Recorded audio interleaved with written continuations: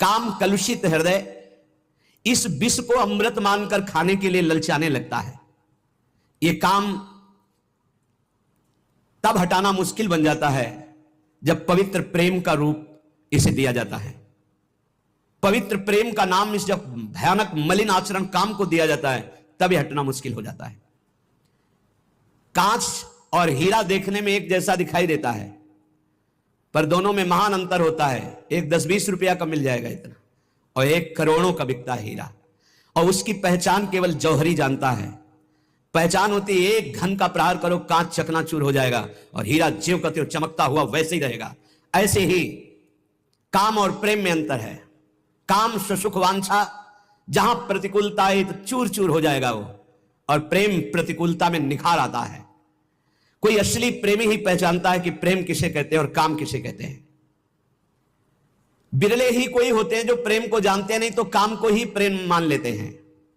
प्रेम शून्य काम भाव को प्रेम मानकर जब स्वीकार कर लिया जाता है तब इसको दूर करना बहुत कठिन होता है, क्योंकि दोष को दोष मान लिया जाए तो निकल जाएगा, गुण मान लिया जाए तो बहुत कठिन होता है निकल पाना।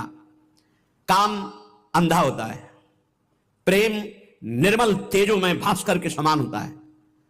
जैसे अंधा मनुष्य कम से कम अपने को तो जानता है, लेकिन कामांध पुरुष तो अपने को भी नहीं जानता कि मैं क्या करने जा रहा हूं, क्या कर रहा हूं, क्यों कर रहा हूं, इसका परिणाम क्या होगा, वो इसे नहीं जान पाता। कुआ मदांधो, अंधों में अंधा बड़ा कौन है? बोले मदना तुरोवा, जिसे काम व्याप्त कर लिया, अधीन कर लिया, सबसे बड़ा अंधा है, उसको कुछ नहीं दिखाई देता। कामांध मनुष्य अपने हित को भी नहीं जानता, इसलिए अंधों में बड़ा अंधा कामांध है। काम उदय होने पर विद्वान की विद्वता, त्यागी का त्याग, तपस्वी की तपस्या, साधु की साधुता, बैरागी का वैराग्य क्षण मात्र में नष्ट हो जाता है, क्षण मात्र में नष्ट हो जाता है। कामांध मनुष्य अपना तो कल्याण कर ही नहीं सकता, बल्कि उल्टा अपना सर्वनाश कर लेता है। काम की दृष्टि अधा होती है, अधोअंगों में होती है, जनेन्द्री में, जनेन्द्री की तृप्ति में या और इंद्रियों की तृप्ति में। प्रेम का लक्ष्य ऊर्ध्वतम होता है, दिव्य होता है, चैतन्य घन होता है, और वो सिर्फ श्री कृष्ण से होता है, हरि से होता है, प्रभु से होता है। काम आत्मबंधन, प्रेम जीवन मुक्तता। प्रेम से दिव्य भगवदानंद का दुर्लभ आस्वादन मिलता है। काम प्रतिपल हृदय को जलाता रहता है, शरीर की शक्ति को क्षीण करता रहता है। किसी भी काम में मन न लगना, कोई भी कार्य सुचारू पूर्वक ना होना, ये बहुत दुर्गति कर देता है।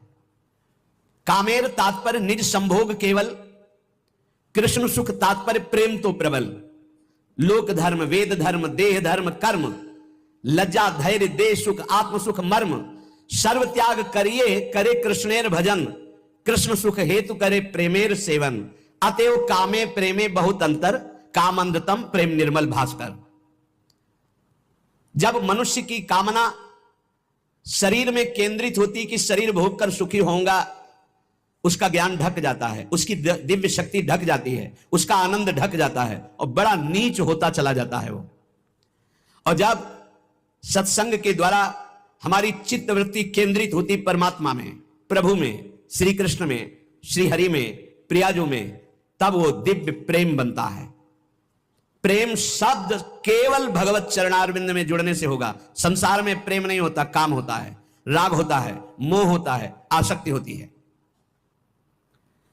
जिस उपासक को निजेंद्रिय तृप्ति की इच्छा जागृत रहती है, ये खा लूं, ये भोग लूं, ये देख लूं, ये सुन लूं, वहां चला जाए, वहां का खाया जाए, ऐसा किया जाए, वो भोग सुख कामना जितनी बढ़ती चली जाएगी उतनी वो राक्षस होता चला जाएगा, पशुता आती चली जाएगी, आसुरी भाव बढ़ता चला जाएगा उसमें, वो जान नहीं पाएगा आसुरी भाव, उतना ही वो निकृष्ट होता चला जाएगा।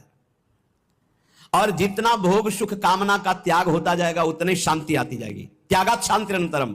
और शांति में चिंतन जो होता है, फिर सही दिशा हम निर्णय कर पाते हैं जब हृदय शांत होता है। शांत कब होता है? त्यागात शांति निरंतरम। जब भोगों के सुखों का त्याग, तो तत्काल शांति हृदय में, और उस शांति से वो फिर भाव दशा की तरफ बढ़ता है। वो उतना ही महान होता जाता है जो जितना काम सुख का त्याग करता जाता है। जो शरीर भोग सुख को सर्वथा भूल करके एकमात्र परमात्म चिंतन में रमा रहता है, उसे ही महापुरुष कहते हैं। महापुरुष कौन है? जो मदन सुख, जो मोहाशक्ति और जो मद, तीनों पर विजय प्राप्त किए हुए, तीन मकार पर जो विजय प्राप्त किए हुए महापुरुष है। जो काम विजयी है, जो अहंकार विजयी है और जिसकी कहीं भी मोह ममता नहीं है, एकमात्र प्रभु श्री हरि में, वही महापुरुष है। जो निरंतर भगवदाकार वृत्ति में डूबा हुआ है, शरीर सुख छोड़कर, वही महापुरुष है। जिनका आत्मसुख सदा सर्वदा प्रभु के सुख में परिणित हो जाता है, उन महापुरुषों द्वारा जगत का कल्याण अपने आप प्रारंभ हो जाता है।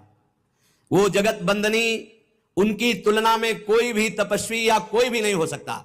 जो निरंतर भगवान के चिंतन में डूबे हैं, शरीर सुख के त्यागी हैं, उन महापुरुषों के द्वारा जगत मंगल स्वयं होता है। उनको संकल्प नहीं करना पड़ता, उनकी बराबरी कोई नहीं कर सकता। जो प्रेमी जन होते हैं वो इष्ट सुख प्राणा होते हैं, अपने इष्ट के सुख में निमग्न रहने वाले, अपने इष्ट को प्राण समर्पित करने वाले। जैसे भगवान श्री कृष्णचंद्र जो गीता में कहते हैं, मदगत प्राणा, मच्चित्ता मदगत प्राणा बोधयंता परस्परम। जो मेरे में सदैव चित्त लगाए हुए हैं और मेरे को प्राण समर्पित कर दिए हैं। अब जीने मरने की परवाह नहीं, अब भूख प्यास की परवाह नहीं, अब दुख सुख की परवाह नहीं, क्योंकि मेरे प्राण प्राणनाथ को समर्पित है। उनका सहज सुख हो जाता है भगवदानंद। जैसे अभी सहज सुख है विषयानंद, हमारी वृत्तियां सहज में विषयानंद में जाती है, ऐसे उन महापुरुषों का सहज चिंतन, सहज आनंद भगवदानंद होता है। एकमात्र केवल प्रभु, अपने आराध्य देव, प्रिया प्रीतम, श्यामा श्याम। जब तक उपासक के हृदय में लोक की परवाह है, परलोक की परवाह है, वैदिक सिद्धांतों की परवाह है, भोग मोक्ष की परवाह है, तब तक अभी प्रेम रण क्षेत्र में वो नहीं उतरा। जो प्रेम क्षेत्र में उतरता है, न लाज तीन लोकन की, न वेद को कहो करे, न शंख भूत प्रेत की, न देव जच्छते डरे, सुने न कान और की, दृश्य न और इच्छना। जो अपने इष्ट देव के लिए सर्वस्व का त्याग करके, निज सुख का विस्मरण करके केवल इष्ट सुख में तन्मय हैं, उन्हीं को प्रेमी कहते हैं, उन्हीं को प्रेमी कहते हैं। इस शरीर सुखों को प्रेमी नहीं कहते। कामना, हे प्रभु मैं आपकी आराधना करता हूं, मेरा काम ये पूरा हो जाए, मेरी इच्छा पूरी हो जाए, मेरा ये मेरा ये मेरा ये। तो प्रभु तुम्हारे है ही नहीं, प्रभु से केवल काम करवाने की बात कर रहे हो, अपने को प्रभु का प्रेमी कहलाते हो। बोले उपाधि मात्र है, प्रेम नहीं है। प्रेम निरुपाध ही होता है। प्रेम में मांग नहीं होती इस बात की मेरी ये बात पूरी हो जाए, क्योंकि मेरा शब्द तो गया प्रभु के पास। ये तन प्रभु का, मन प्रभु का, प्राण प्रभु का, परिवार प्रभु का, जगत प्रभु का, मेरे सिर्फ प्रभु, मेरे तो गिरधर गोपाल, दूसरों न कोई। जब आप ही मेरे हो तो आपसे क्या मांगना है, आप ही मेरे हो। तो प्रश्न बनता है, क्या ऐसे निरुपाधि प्रेमी में भगवत दर्शन की भी लालसा नहीं होती? क्या अपने इष्ट के दर्शन की चाह करना भी प्रेम में कलंक है या बाधा है? क्या उनकी सेवा सुख में निमग्न होना भी बाधा है? सेवा करते हुए सुखी होना, उनके दर्शन की चाह रखना, उनसे मिलन की आकांक्षा रखना, क्या यह भी प्रेम में बाधा है? बोले नहीं। तो इसमें फिर आ जाता है ना अपना सुख, कि प्रभु को देखकर मुझे सुख होता है, प्रभु की सेवा करके मुझे सुख होता है, तो हम तो सुख ले रहे हैं ना, तो तत्सुख कहां हुआ? बोले नहीं, बड़ा सूक्ष्म वर्णन किया है। जब उपासक उपासना में तन्मय होता है तो उपास्य देव के मिलन की प्रबल आकांक्षा जगती है। यह उपासना का रंग है और इसे कामना नहीं कहते, इसे कामना नहीं। प्रभु के मिलन की चाह बंदनीय है और जगत की वस्तु व्यक्ति स्था की चाह यह निंदनीय है, यह त्याज्य है, यह बंदनीय है। तो इसमें स्वसुख तो होता ही है, प्रभु को देखकर भक्त को सुख होता है, फिर हां होता है, पर उससे कई गुना बढ़कर प्रभु को सुख होता है। एक हृदय में महान उल्लास, मेरे प्रभु कब मिलेंगे, कब मिलेंगे, इसे विरह कहते हैं। ये प्रेम का स्वरूप है। ये चाह अचाह स्थिति से भी ऊपर की है, अचाह स्थिति से ऊपर की स्थिति है। कब मिलोगे प्यारे, कब मिलोगे? मिले हुए भी बार बार मिलन में एक नवीन मिलन, एक नवीन मिलन की चाह। जब उपासक उपास्य देव को देखता है तो उपास्य देव को देखने में जो उसे सुख होता है उस सुख को देखकर उपास्य देव के हृदय जो आनंद समुद्र है उनमें उफान आता है, उनको सुखी देख करके उपासक का और सुख बढ़ता है। ये सुख बढ़ता ही रहता है निरंतर। उनका रूप लावण्य, इनकी प्यास जैसे जैसे बढ़ती वैसे वैसे रूप लावण्य बढ़ता है। ये कामना नहीं है। श्री कृष्ण चंद्र जी कह रहे कि जैसे हमारी प्रेमी गोपीजन हैं, उनका वस्त्राभूषण धारण करना, श्रृंगार करना, खाना पीना, शरीर सजाना, ये सब केवल मेरे लिए है। ऐसे प्रेमी का खाना पीना, शरीर सजाना, जीवन धारण करना, ये केवल अपने प्रीतम प्रभु के लिए है। निजांगमपि या गोप्यो ममेति समुपासते ताभ्या परम न मे पार्थ निगूढ़ प्रेम भाजनम। इष्ट देव के सुख में जीवन, इष्ट देव को समर्पित प्राण, इष्ट देव की निष्ठा, यही प्रेमामृत का पान कराती है। ये हमने उस प्रेम का इशारा किया जो वृषभानु दुलारी श्री लाडली जी के चरणों की आराधना से प्रकट होता है। आधाय मूर्धन यदा पुरधार गोप्या। तो जिन उपासकों को श्री लाडली जी के चरणों की उपासना का सौभाग्य मिला है, इस मार्ग में अनन्यता की आवश्यकता है, अनन्यता की।